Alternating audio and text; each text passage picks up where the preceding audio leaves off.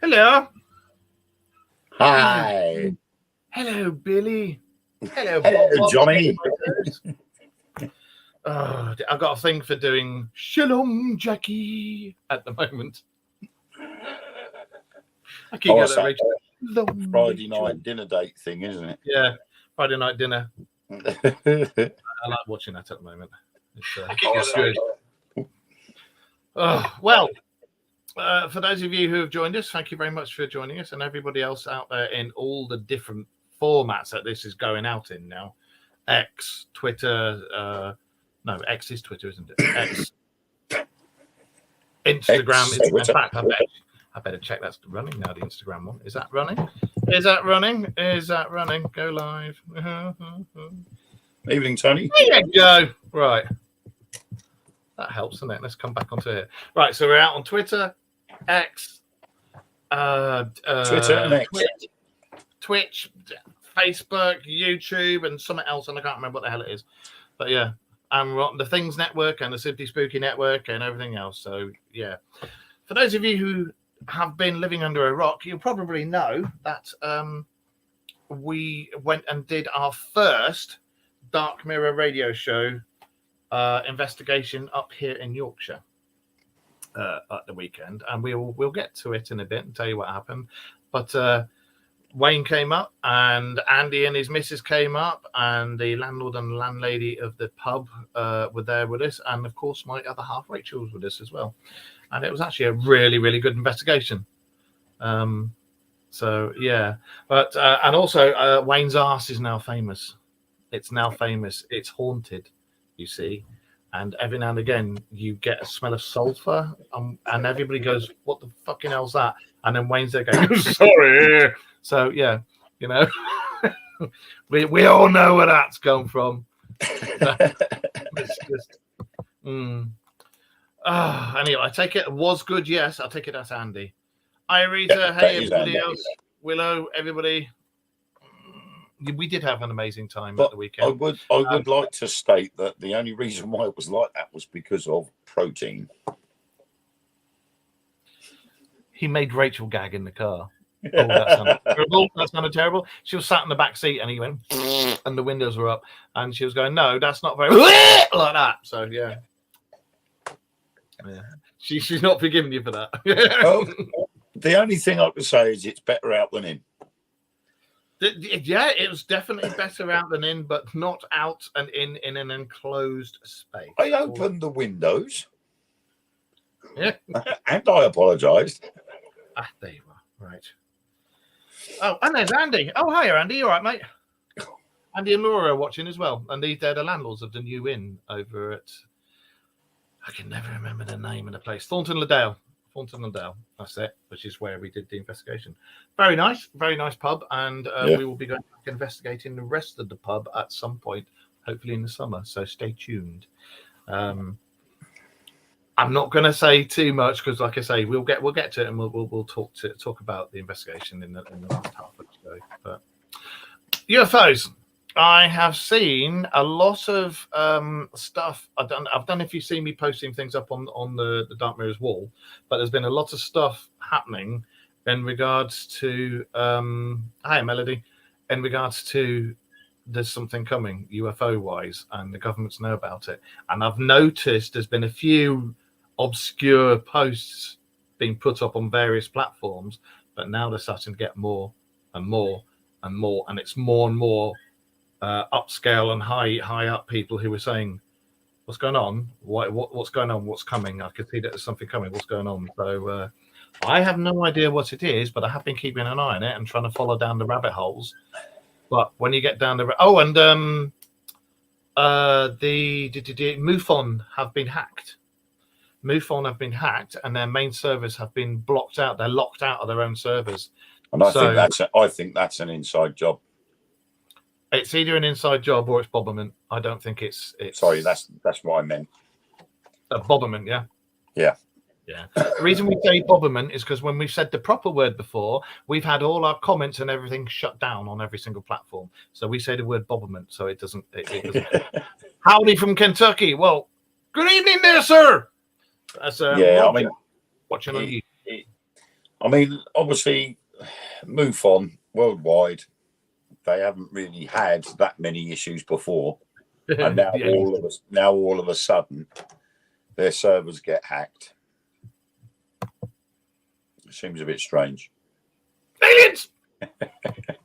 Well, my problem with this is MUFON. They're supposed to be in the Mutual UFO Exchange, Mutual UFO Network. They're supposed to be there to, us civilians to be able to report stuff and this, that, and the other. Now, I tried to join MUFON when I thought it was legit, and I sent quite a bit of information to them in regards to certain things that have been going on. Your two are on the mantelpiece downstairs next to each other. And no, they were like, no. And then you get certain high-profile people who are on YouTube and that, who are members of MUFON, and they suddenly get higher and higher and higher. And all us little people, we get ignored. And now all of a sudden, with everything that's coming, and all platforms are saying that there's something coming. Oh, yeah, and the year to look out for, apparently, is 2027.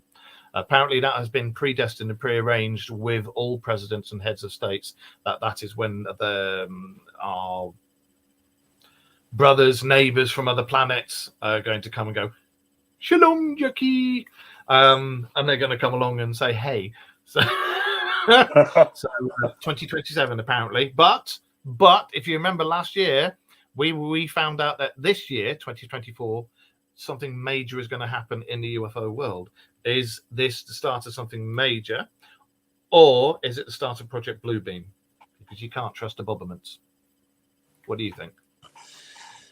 I don't know, because I've been sidetracked. Please, Eric. With this business that's been going on in Chile, and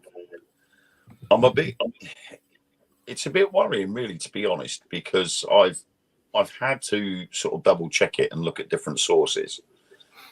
Only did you try coq au vin? Sorry? Did you try coq au vin or chicken chasseur? Yeah. Job done. Carry on. Okay. Yeah, the wildfires in Chile. Hey, Irene. There has been various reports originally that it was something similar to do with the Hawaiian wildfires. Yeah. And everybody turned around and said, no, it's got nothing to do with it. They get wildfires all the time, blah, blah, blah.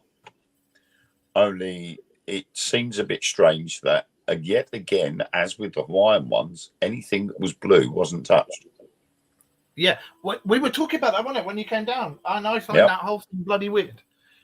Nothing blue was touched in any of the wildfires. I mean, in Hawaii, there was photos of buildings that were blue and blue beach umbrellas. They weren't touched, yet everything around it was scorched. All the Hawaiian Smurfs were fine, but their hats were burnt to crisp.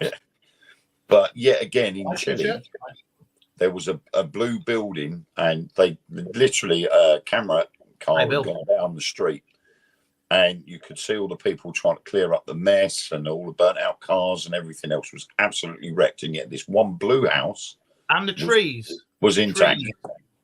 Yeah, the trees were intact as well. Yeah. That was a directed energy. And then, of course, when you look at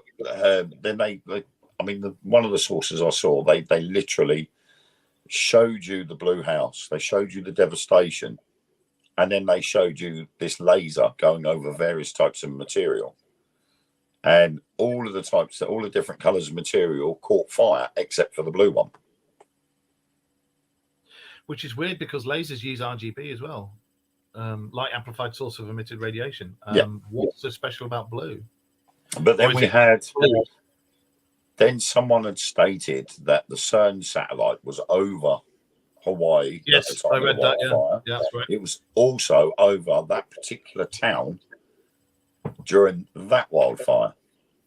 And then, bizarrely enough, someone actually mentioned something about a company that was buying up the land in Hawaii has a head office in that town, and that building got roasted.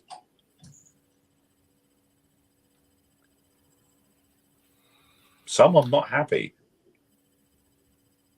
What do you guys think? I don't think that these wildfires are aliens. I think this is being used as an excuse, and it may be part of Project Bluebeam. I don't know, but well, the thing is, we know. Well, it's. I think it was smokescreen, but they said about the Star Wars satellites. Yeah. And I think they've got an advanced version of the original Star Wars satellites up there, and they're using them. Well, Reagan, I would be surprised. I can remember Reagan when he put the proposal forward for Star Wars, said, "Yeah, we've got them up there." I can remember him going on a big conference saying, "Yeah, we've already got them up there." So. But they were supposed to be missiles, weren't they? They weren't supposed to be directed energy beams. No, the point is that was back in the 80s. We're now in 2024. Yeah. So how many? I mean, we know they're launching satellites all the time. Yep. So who's to say that satellites have gone up to replace the original Star Wars ones? Well, I don't see why not. I mean, look at the Space Force that we got going on. When Trump, that fucking what's it with a blonde wig, was he said, "Oh, it started. We've already done it. We've already got boots up there. Yeah, we've already got ships up there." So, some of the ships that have been reported lately, are they the Space Force ships? That's not supposed to be. Although Trump has said they're still talking about the Dark Knight satellite as well. They're being told to keep away from it. Oh, they're actually not saying that it's a windscreen cover or a tarpaulin inside the hold. They haven't stated that the Dark Knight satellite is non-terrestrial, or we put it up there or whatever. But they're just saying now that any vehicle or satellite that goes up into space is steered away from it. They're not allowed to go near it. Because wasn't it there was a source code decoded that was coming out of there, and it was talking about the Andromeda system. It originated from the Andromeda system, and it originated from that part that is blocked out to all our telescopes. There's one part of the system that we cannot see, and it's all coming from that one bit, isn't it? Yeah, I mean it's strange because I mentioned it to someone the other day. I think it was when I was talking with John Paul Newlands. How strange it is that you can look at the satellites that are around the Earth, and yet all of the satellites, none of there's all bar 3 or 4 satellites that don't go over the North and South Pole. I'm going to have a cola cube, Albin. I'm sorry if anybody gets offended by me. Munching! But there are about 4 satellites that do go over the North and South Pole. All the rest don't go anywhere near it. They're kept away from the North and South Poles. And someone had said in the chat that, well, they've got no need to go over the North and South Poles. So why have these other 4 got to go over? The only answer to that is they're military satellites. But if that's the case, why is it that only the military satellites can go over and none of the others can? Just something I want to bring up here. You're absolutely spot on. That there, Lynn said, down in Antarctica, they've got it's not CERN, it's the other one. What's the other military one where they test all the new weapons and everything? Can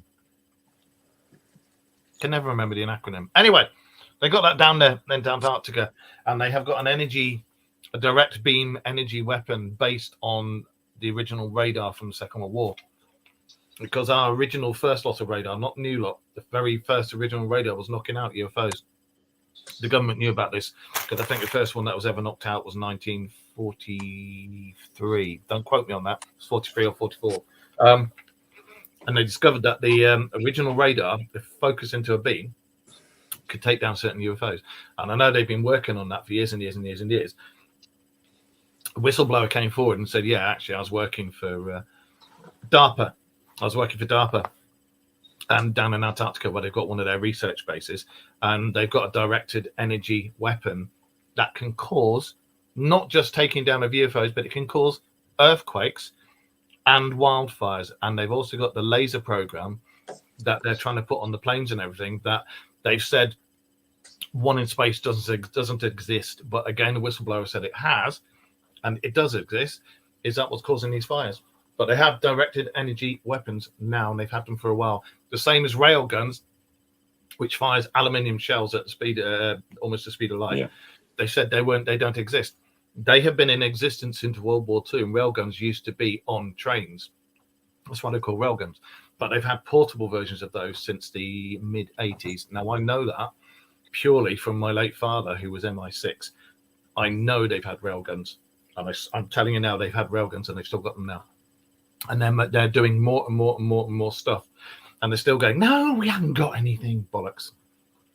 Anyway, carry on. Yeah, the thing is, though, with what Lynn has said there, Turkey is literally sitting on fault lines. It's only going to take a little time. Turkey's geographical area is located almost entirely on fault lines. And last year alone, they had 20,000 earth tremors. So when you've got near enough an entire country sitting on fault lines, they're going to get earthquakes. It's just down to the magnitude of the earthquake. You know, you might just get dinky little earth tremors. And then that's because Smurfs are a protected species, so you can't burn Smurfs. Well, this is what they said about what's her face, Oprah Winfrey, didn't they? And someone jokingly said, "Is that house owned by Oprah Winfrey in Chile?" No one actually answered it, but it got quite a few laughs.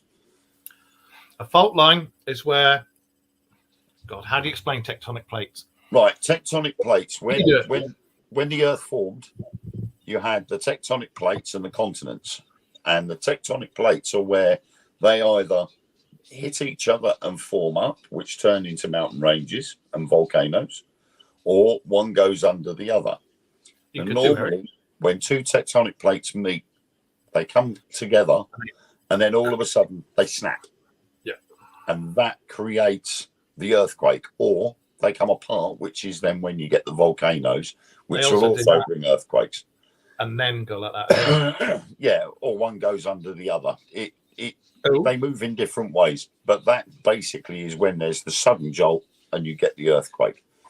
And you will have them all the time. They're all over the world. The world is actually covered in tectonic plates, so nowhere really is safe from an earthquake.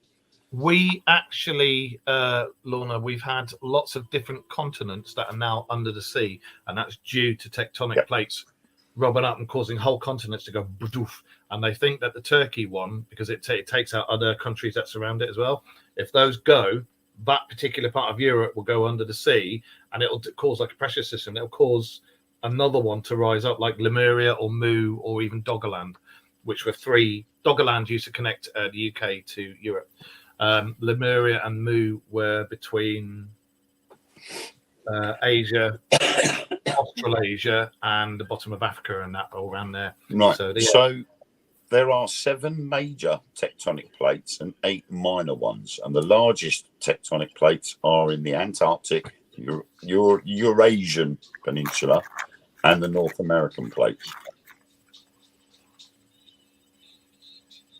So you've got 15 plates there around the world. Don't Hitachi make those things you see in naughty movies that are about that long and go? I'm sure I don't know. The last thing I ever got from Hitachi was a video player. Fucking hell! That was a while back. So, but yeah, so I mean, basically, there's, we've had earthquakes in the UK. We had one here in Colchester in 1880, and it ruined a lot of Colchester. Yeah, I know, Irene. You guys get earthquakes all the time. Some really bad ones as well. So yeah, and that's what Irene in Japan. I experienced one when I was visiting my sister one year, and the earthquake itself was in Albania, but it was that strong that we felt it in Corfu, and we were sitting in my sister's boyfriend's bar, and we're sitting there, and all of a sudden the bottles on the shelves started doing They were this, missed, really. They were and just... everybody started running outside. The barman ran underneath the doorway, and I just carried on sitting there drinking my drink.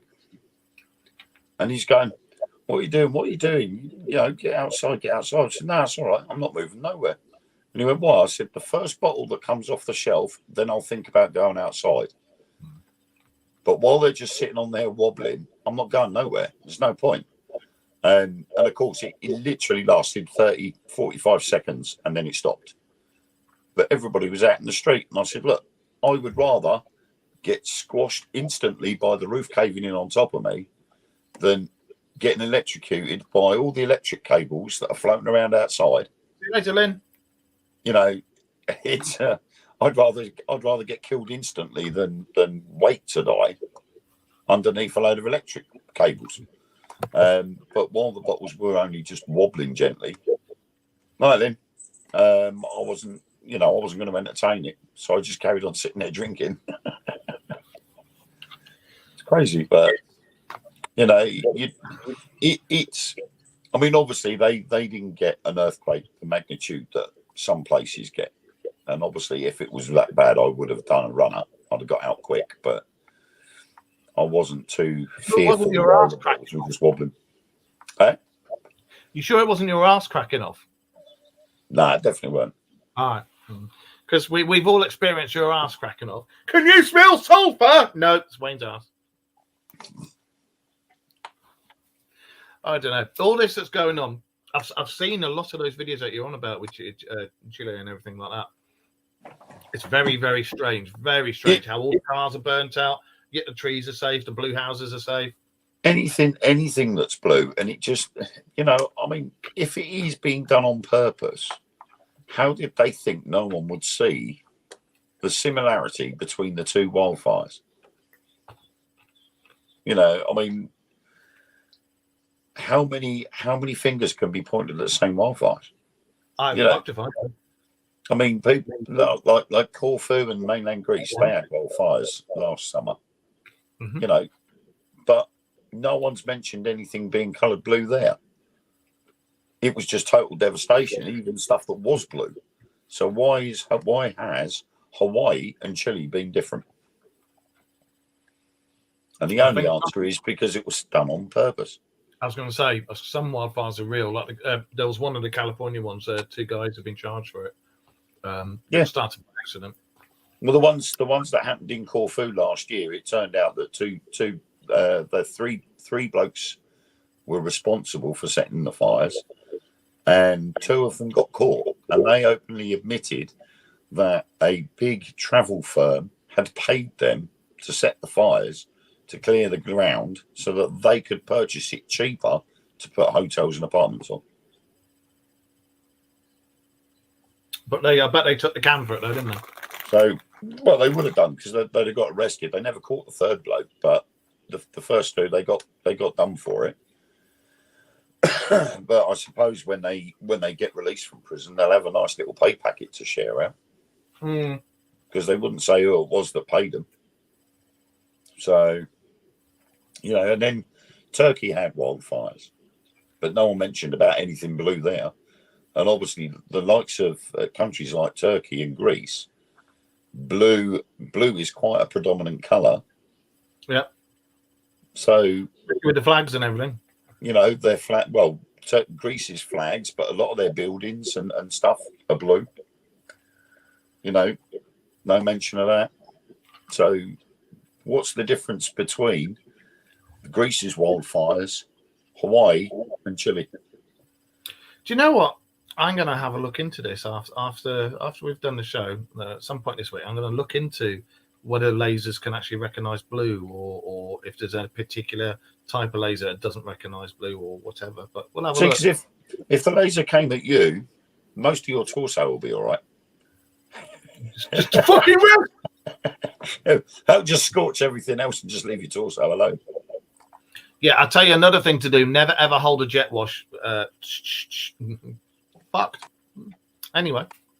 I use my pressure hose to get the soap off my hands when I'm washing the car. I can remember my little bro Tom. He watches this sometimes. When he was younger, he had his dad's pressure washer and he put his hand over the top and, oh, what's this going to do? And he went, and it blew a hole in his hand and he was like, Dad! That was a bit silly, wasn't it? Yeah. But, yeah, very strange events going on at the moment. Keep your eyes peeled. There's something coming, and that's not just from us. We said this on this show last year several times. There is something coming. Be careful. I think we said that a little bit earlier than that, actually, to be honest. Mm. I'm sure it was right back in 22 we said it. Probably. Yeah, actually, it probably was. Everything that we've ever said is going to happen or is going to come out and this, that, and the other has happened. We're not trying to predict the future or anything. It's just because we do our research, you know. We're time travelers, we are. This is what you're going to look like in the future, guys. It's because of the masturbation problem gets out. We've got to remember we lost an hour on Saturday. We did lose an hour on Saturday, yes. Dear. Shall we talk about what happened? Oh, yeah, and thank you everybody else who's joining us on all these different platforms, because I can see up the top there, yeah, you're all joining us, so it's really cool, and it's nice to see all these new faces and stuff. So thank you for joining us. This, have you farted again? Is that what it is? Yeah. Oh my God. Have you? I just got a cinnamon jelly bean. You can have that free of charge. You smelly bastard! Oh my God! No. Wait, what day? Why is it spicy? That's what Rachel was doing in the car when he did it. I'm armed. Died. Chicken. I'm gonna put Anyway, house. this show. Anyway, Saturday night. Yeah, this show is predominantly UFOs, conspiracy theories, USOs, cryptozoology, all that sort of thing. But Wayne and I, we cover all aspects of the paranormal. One part of that is paranormal investigations. And we did a really good one, or we had a really good investigation Saturday night at the New Inn down at Thornton Liddell in North Yorkshire. And the landlord and his missus, or I don't know if they both own it together, but landlord and landlady, Andy and Laura, they're in watching tonight. Brilliant hosts, very interested. And we found some cracking stuff out that we didn't know about that place. Start off with when we drove down there,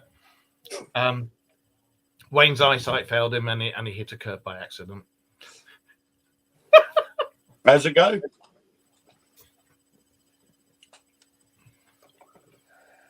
I'm in the car going like that, and he's like, "Well, bang!" and took out a tire. So we had to sort that out. Then when we got there, oh yeah, and thank you, the other Andy, for picking me up to get my car. So I just had a romantic message from Rachel. Oh, that's lovely! Thank you, darling. And you can hear Badger in the background singing the song of his people. Fucking dog. Anyway, yeah. And we got there and we set up and everything. And then when we went up to the old part of the pub, because it's an old coaching house.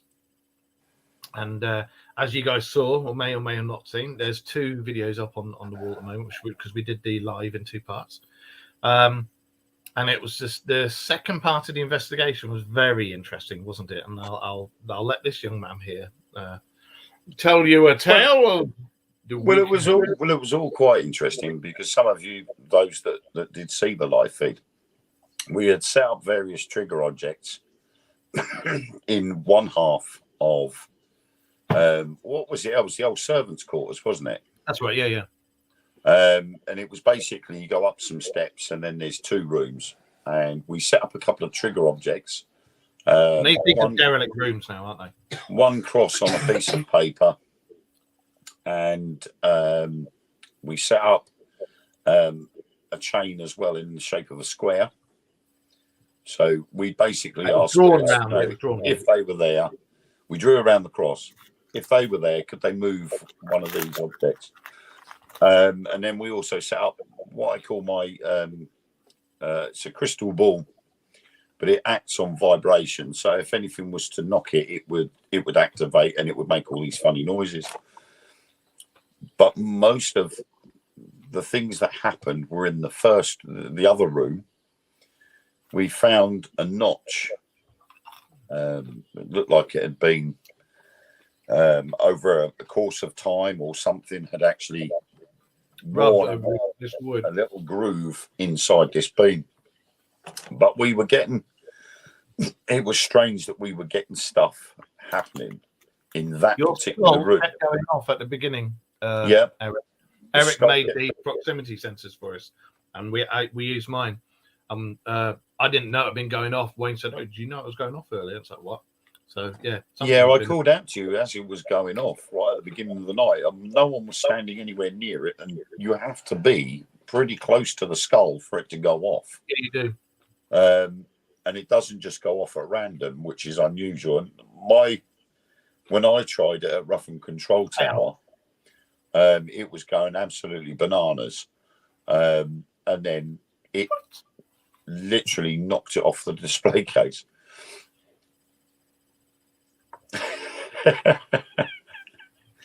But what was sort of more fascinating was the second part when we went back up there, because we'd already picked up 2 spirits inside that section. One was called Nicholas and one was Patrick. And we got that Nicholas had been hung. But when we went back the second time, it turned out that both Nicholas and Patrick had been hung in there. And we saw them. Well, sort of. And then after we did the dowsing rods, we got a bit more clarity on what happened. And it had turned out that the landlord had done something based on a rumour. Yeah, the original landlord from 1920s, 1720s. Had done something to his wife based on a rumour, but so he didn't get the blame. He blamed these Nicholas and Patrick, and they hung Nicholas first off that beam, hence why the groove had started to be made, and they hung him in front of Patrick, and then they hung Patrick. So it was very strange to get the answers there. And when we also had the figure appear in the window looking out into the courtyard as well. Yeah. Which, unfortunately, using something like a Kinect camera, 9 times out of 10, if it picks up something with a certain shape, it will automatically fill in the blanks and put a stick figure in. So when it first appeared, I automatically thought, oh, it's because of the boards that are up against the wall. But the problem was, these boards were too low down to where the stick figure was, which wouldn't normally happen. It would have picked the top of the board and automatically put the stick figure's shoulders at the top of that board. But it wasn't. It was literally waist height. So it was completely out of kilter. But when we asked it to move over to where the table was with the pen and the cross, it did. Yeah, it did. It walked away from the window and walked over to where the cross had been placed. So it. Not only that, the cross Quite had been fascinating.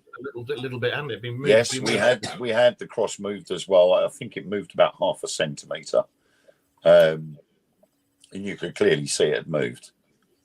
So you'll see on the videos, if you look on the Dark Mirror Radio Yeah. Show's Facebook wall, you can see the videos. Look at video 2, second half. we think as well that there is a residual haunting inside the main part of the pub. The main pub, yeah. But we didn't get the chance to investigate the pub itself, which is why we want to go back. Because I was picking up on something that was sort of eager to go backwards and forwards from the kitchen into the main pub. We're not going to say what, because there will be a part Yeah. 2.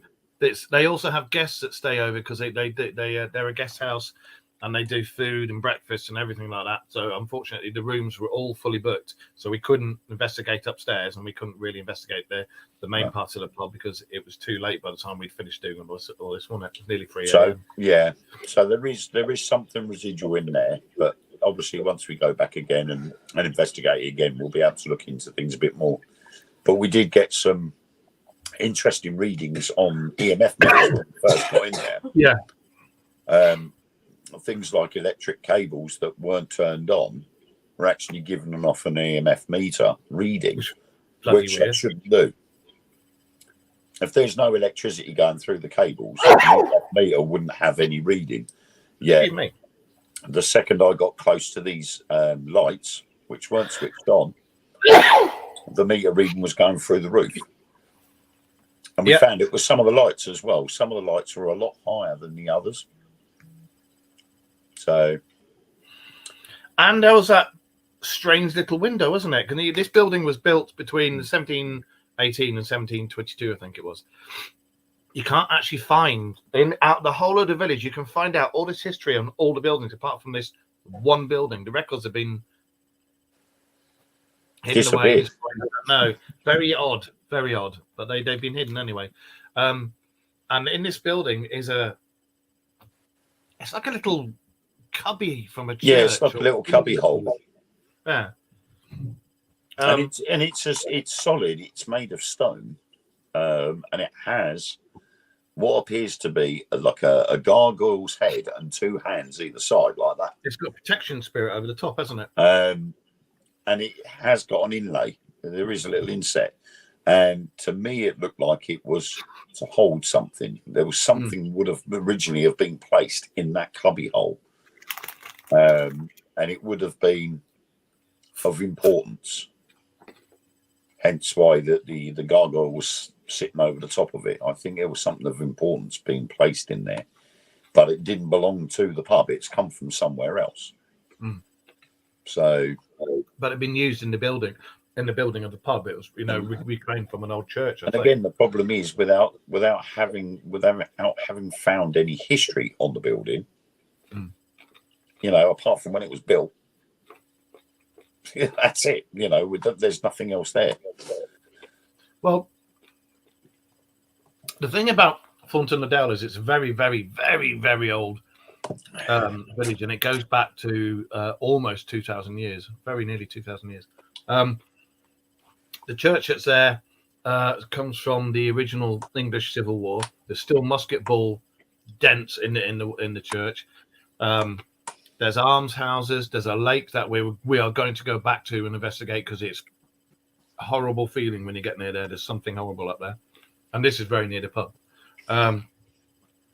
There's lots of other places. There's the world's, not just the UK's, but the world's most photographed cottage. It's there. It's got a river that runs past all cottages. But there's the stocks outside as well. Yeah, the stocks outside and the market cross. Very old village. But as I say, this pub, if ever you are on holiday up here, go in. Andy and Laura, really nice guys. As I say, they do rooms there, they do food there, and it's a really nice atmosphere. Even the locals join in a laugh, don't they? But yeah, it's good. It's a very good place. I recommend it. Yeah, the locals thought it would be funny to play the Ghostbusters theme tune because we were in there. Yeah, so we haven't heard that one before. But as I say, it was. The only reason the answer that we investigated there was purely by chance. I popped in there with Rachel because her mum used to work there, and we had a drink, and then Laura said, "Oh, what do you think of ghosts and stuff?" And I was like, "Funny you should say that." And I told her, and she's like, "Oh," and that's how it came about. But I never expected to find out the information that we found out from the dowsing rods. And what you'll also see on the second video where Wayne's using the dowsing rods, so many people are really skeptical about dowsing rods, including myself. And you'll see I put the torch directly on his hands, on his thumbs that were holding the wires, and the camera was on him. And you will see the whole of that thing, he wasn't steering it. And there was points where I had my eyes closed as well. So it was very good, and it was close for no, open for yes, wasn't it? Yeah. And I both mean, those, that's the thing with dowsing rods for communication. They're not. There's not the sort of thing where you could turn around and go, can you tell us your age? Because you've only got two possible answers. So if you've got communication there and the dowsing rods are answering you, you have to give it like a multiple choice question. You have to give the question followed by an open for yes or closed for no.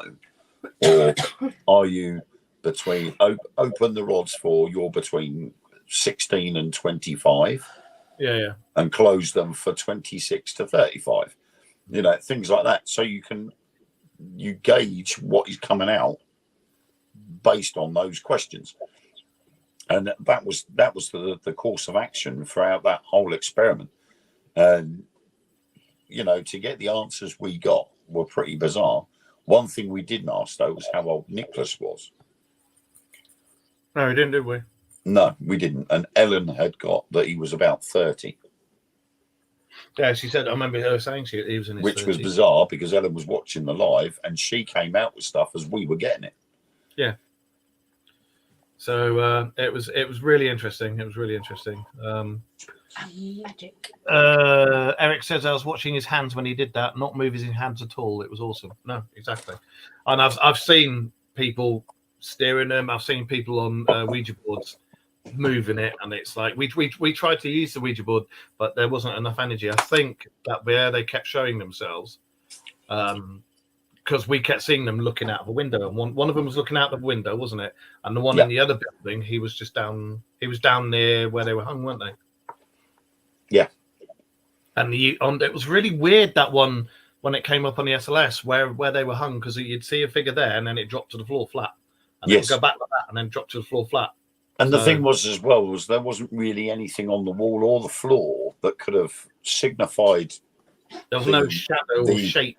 The camera to actually put, there's shoulders there, or there's a shoulder and head, or an arm. And when it first appeared on the wall, it looked as if its head was a bit crooked, but it had a whole arm, but it was facing upwards like that. And I thought, well, that's a bit strange. And then Mark come over and looked at it, and all of a sudden it dropped to the floor right in front of you, didn't it? Yeah. It was almost like they were cutting him down. He'd been hung, and they were cutting him down, and the body was just dropping to the floor. Because then next minute, it's sitting on the floor, and we're like, hang on a minute, that shouldn't do that. And you actually see it come down. So it wasn't wall, floor. You see wall, floor. Yeah. So I've never seen that before. I've never seen that do that before. That's never done that before. I've never seen it.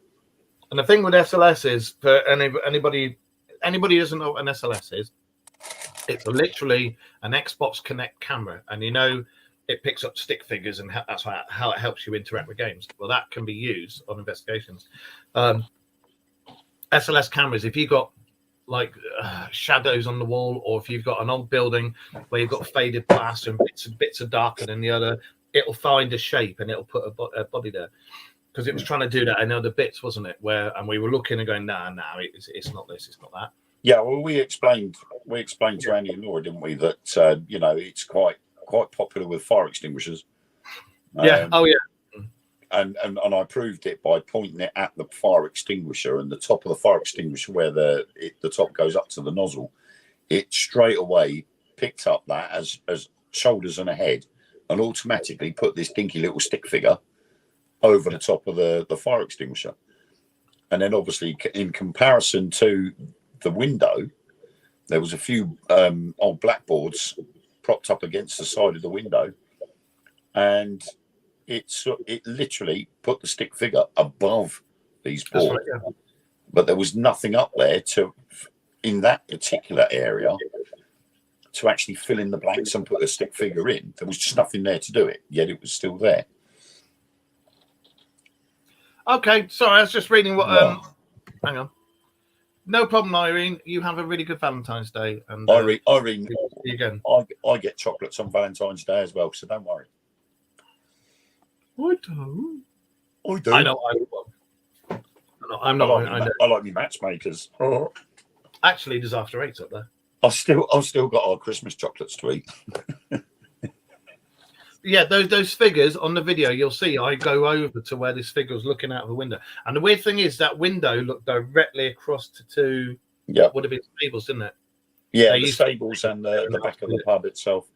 Yeah, they're now old toilets and storerooms now. But yeah, and this figure just kept looking out. And when we spoke to Andy in that, he said a few times they've thought they've seen something looking out of that window. And then, as we said, we had the chalkboards came up to about waist height. And if it was the SLS picking up on that, it would have put their arms and shoulders at waist height. Yeah. At the top of the chalkboards, but it didn't. This was a full figure. I went over and moved the boards, looked all behind, mate, to see if there's anything else. There wasn't. There wasn't a great big chunk of plaster missing. There wasn't a big difference in shades on the wall. So it wasn't that. And as Wayne said earlier, when he said, could you move over to where the cross is and move that, and you see the figure just move away. And then he turned the camera and pointed at where the cross is, and it was standing there. And again, this was full figure, not at the height of the table. Explain that. Yeah, it was certainly a weird one. I mean, for a place that hasn't been investigated before, to go into a place fresh like that, and to get that sort of reaction from Spirit was really good. Yeah. A really good experience. It's one of the best investigations I've had for a long time. And we were the first team ever to investigate it. It's never been investigated before. So, and we were very privileged to do that, you know. So it was a fucking good night. And as I say, this show's all about UFOs and stuff, but occasionally we do investigations. And I'm hoping throughout the year we might get some up where we can get ticketed ones, you know, and we can start doing some investigations with some of you guys out there. But for now, that was, like I say, that was a brilliant investigation, and we will be going back to do part 2, and then hopefully it'll be on a day where they haven't got guests and we can have a look, we can investigate upstairs, and we'll try and find out what the another two entities are in the main building in the main pub, in the bar area and in the dining area. And there is something that rushes through from the kitchen area through to the dining area. Are we going to mention a certain thing that happened that Andy contacted you about? Yeah, go on. Well, he sent the message to you first. Right. Well, one of our team members, he should be in here somewhere, Andy. We've known far too many Andys. You've got Andy Williams, who's the landlord of the pub, and you've got Andy. I can never remember Andy's surname. What's Andy's surname? Andy, what's your surname? Can't bloody remember. Yeah, he's one of our researchers on the team. Oh, Jesus Christ, Leela. Yeah, he's one of our researchers on the team. So, do you want to stick your hand in here and say hello? Because we were just. Hello. That's Rachel. Bye, Rachel. Love you, Rachel. Love you. She's gone again. Yeah, he sent me a photo taken above a beam, and there's something just on top of one of the beams, and we're not sure. There's also a photo that the other Andy, the landlord, sent me, and it looks like somebody looking out from the window. I need to send that to you, Wayne. I won't put it up here yet because we're not verified what it is yet. But this one, can I put this on here? I'll put it up on the Dark Mirrors wall later. There is a picture of the beam, and you can see something above the beam. Let's see if we can do it on here. Hang on. See if we can do it. Andy. Right. Can you see that? Yeah? Can you see that little bit there, just at the top of the beam? Remember that, because I'll put that up on the... In fact, I'll do it now. I'll put it up on the main show's wall on Facebook. You have a look, see what you think. We have had a young lady who sees a lot of the things that we don't, who keeps circling all the things that she can see that's out there. So let's see what people can make of it and what they see. So let's put that on there now. That is just going up onto the Dark Mirrors wall now as we speak. If it hurries to flip up. Doobie doobie doobie quack quack. Right, come on. Come on. There you go. It's up on the wall now. You guys go and have a look. Tell me what you think. And again, if you look just above the beam there. Tell me what you think that is. Not sure if it's the top of a head or something peeping out, or if it's the top of a bolt holding on the bit of wood underneath. I don't know. But you guys do some investigating and you see what you tell us what you think. So yeah, that'd be interesting. But yeah, we're going to go back and we're going to do part 2 when the weather's a bit warmer. And to be absolutely honest, can't wait. As I say, Andy and Laura are great hosts, really nice guys. So if you're on holiday in North Yorkshire, go and book a room, stay there. Great food, and they're nice people. Plus, it's haunted. It's a haunted pub. Proper haunted pub it is. Thing was as well, when we first got in there, do you remember me actually saying how strange it was that it actually smelled like a pub smelled before the smoking ban and all the health and safety and everything? I found that really strange because, like, you go into a lot of pubs, and since the smoking ban came in, the smell of a pub has changed. Doesn't smell like a pub anymore. Yet when I walked in there, it was almost as if I'd walked through a time portal and gone back in time to before you couldn't smoke in a pub. It literally smelt the way a pub used to smell 15 years ago. Yeah. It just, very strange. And it's got open fires and it's got old oak beams and very old stuff. It's got some brass plates from pubs all around the world in it. There was one from the Grand Hotel in Cairo, wasn't there? Yeah. And there's full of interesting stuff in there. So yeah, if you're going to be around that area, go and have a look. It's well worth it. Be sure to mention the Dark Mirror radio show as well. But as I say, we'll be going back and doing part 2 when the weather's a bit warmer. Because they've asked us to go back, which was really nice. And I can't wait, absolutely can't wait, because I wanted to carry on the investigation, but unfortunately Andy, he had to be up. I think it was about 3 or 4 hours later to do all the breakfast for the guests, poor bugger. So I was like, yeah, that's fair enough. We'll go and we'll do part 2. So yeah, brilliant night, wasn't it? Yeah. And then we came back home, and I think we were home about 3:30, 4:45 in the morning, and we had a cup of tea in the kitchen, didn't we? And then we were all going, what the bloody hell was that in the window? Oh, that's a point. I need to send you that photo of the window. So you can start talking now for a change. Let me send you the picture. I can start talking now. What do I start talking about? You caught me. I don't know. No, it was really good. I mean, I first picked up on something when we first got there outside. And if I remember rightly, it was before you mentioned that the stocks were behind me. Yeah. I was standing there looking at the front of the pub, and then I just turned, and because it was something was pulling my right hand side to turn me around, and I ended up facing so that the pub was to my left, and then the stocks was to my right, and I said, "There's something over here where this bus stop is," and you then turned around and said, "That's where the stocks are." Yeah. I mean, I've never. That's my first time I've been to the Scarborough area, so I don't know anything about. And like Mark said, we don't know any of the history of the place because there isn't anything. There's just bits about the town itself, and then that's it. So for me to sort of all of a sudden go, well, there's something over there. And then there was something to do with the lake as well, which was a bit strange. There's a horrible, horrible feeling over that lake. Yeah, night, Lola. Thank you for joining us over on YouTube. And we're here every single Monday night. So hopefully we'll see you back again. Did I send you that? Screenshot of that? What is that? What's that? Oh, yes, that's what I was talking about. Yeah. Well, you know more about it than I do. Oh, no, Andy messaged me and he said, we just sat here and a glass exploded on the shelf for no reason. And I said to him, was there any cracks? And it was hot, cold, just come out of the pot wash. No, nothing. It was just sat down the shelf. But they've heard footsteps going above the bar area when there's been nobody up in the guest rooms. They've heard all these, these footsteps, and then Laura's heard it as well. I think somebody else heard it as well.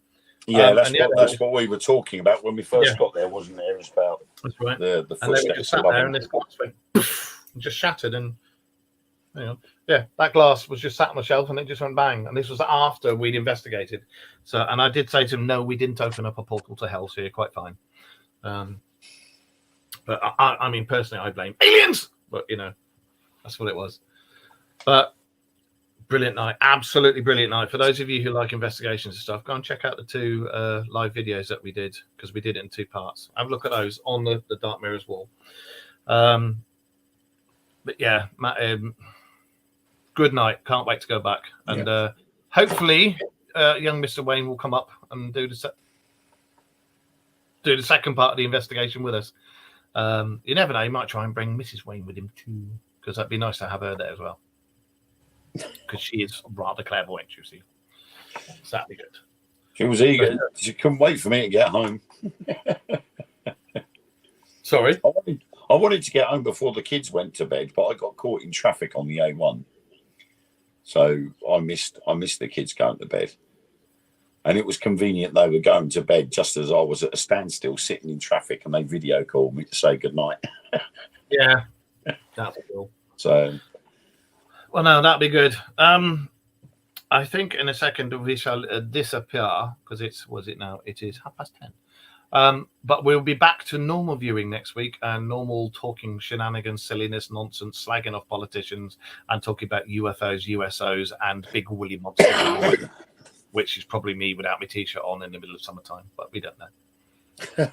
But and I would like to apologise, because I know some people are on here. I was going to be doing a live feed last night on my group, One Stephen saying Spookanori, for the 10th birthday anniversary competition. However, by the time I got home and had something to eat, I was absolutely shattered. I'd driven for 5 hours without stopping, which shouldn't have really done, but I wanted to get home. And I'd forgotten all about the live altogether. So for those that are watching that did enter, I'm going to do the live reveal next Sunday, so that I can obviously have things ready and do the announcement then. So I do apologise for not doing it last night. I was tired. I'm not surprised, mate, and I hope the desk comes in handy as well. Hope you like that. Yeah, it's still sitting in the back of the car at the moment, because I'm sorting out space to put it. So, just 1 second, Lilo! Bloody cat's going on the door. Pack it in, little bugger. And anyway, yeah, we'll be back with more nonsense next week, but we'll be back to UFOs and stuff. But remember, there is, according to all platforms, and not just people who do podcasts and shows like ourselves, but high ups in the governments and things like that, they're all saying that something is coming, but they don't know what. You just said that word. I was drunk at the time and on drugs. I don't know what you're talking about. High ups in the Bobberment said that there is something coming, but they don't know what. Or if they do know what, they're not saying. Or, like I said, is this the start of Project Bluebeam? For those of you who don't know what Project Bluebeam is, we'll talk about it next week. But Project Bluebeam is very interesting and involves the use of high-end holograms. So we will have to see. Oh, and laser weapons as well. So I'd like to say thank you to everybody on these new platforms that have been watching us from all over the world. It's been brilliant. We've had South America, Asia, North America,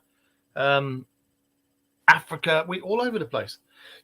Be brilliant. So yeah, and remember the new inn, Thornton the Dale. We'll be doing a part 2 there, but if you happen to be there in the middle of summertime, near when we're doing the investigation, anytime, book a room. If you're near there at any time, just pop in.